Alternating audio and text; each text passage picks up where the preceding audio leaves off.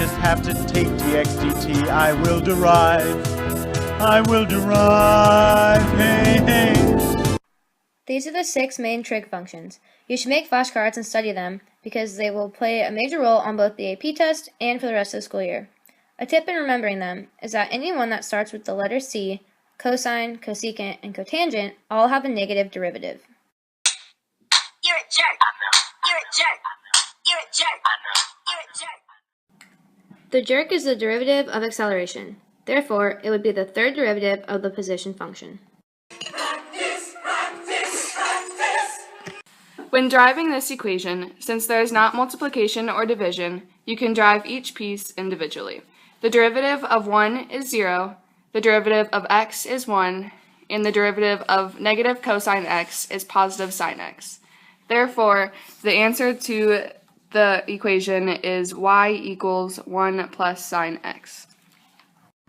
When deriving this equation, there is not multiplication or division, so you can derive each piece individually. The derivative of 7x squared is 14x, and the derivative of negative cotangent x is cosecant squared x. Therefore, the answer would be 14x plus cosecant squared x. When deriving this equation, the 3x is easy to derive.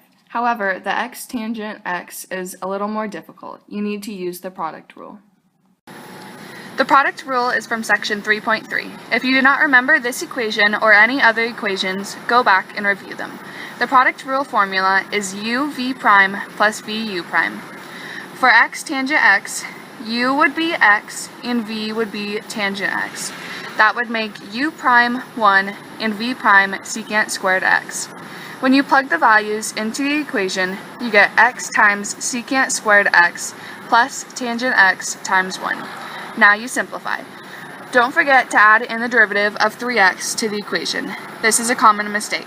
The derivative of y equals 3x plus x tangent x would be dy dx equals 3 plus x times secant squared x plus tangent x.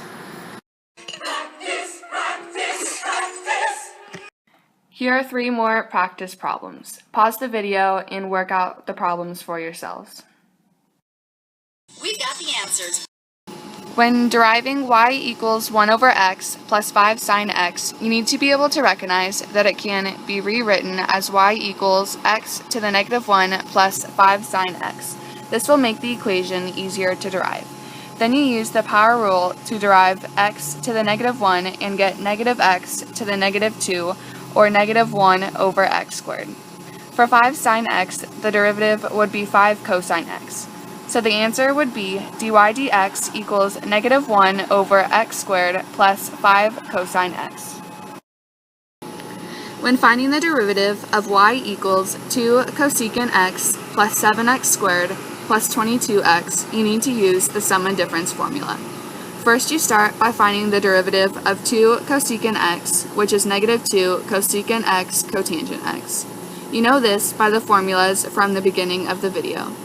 Then you find the derivative of 7x squared by using the power rule. This comes out to be 14x. You also need to find the derivative of 22x, which is 22. So the answer would be dy dx equals negative 2 cosecant x cotangent x plus 14x plus 22. When you look at the equation y equals 4x divided by secant x, you should know that you need to use the quotient rule to derive this equation. The quotient rule formula is vu prime minus uv prime divided by v squared. In this equation, u is 4x and v is secant x. U prime would be 4 and v prime would be secant x tangent x.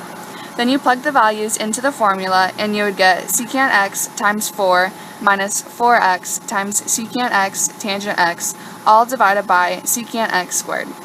Then you simplify the equation and you would get dy dx equals 4 secant x minus 4x secant x tangent x divided by secant x squared.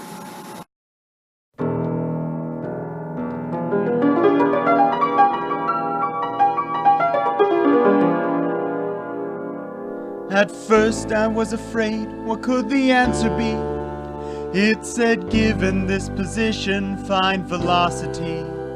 So I tried to work it out, but I knew that I was wrong. I struggled, I cried, a problem shouldn't take this long. I tried to think, control my nerve.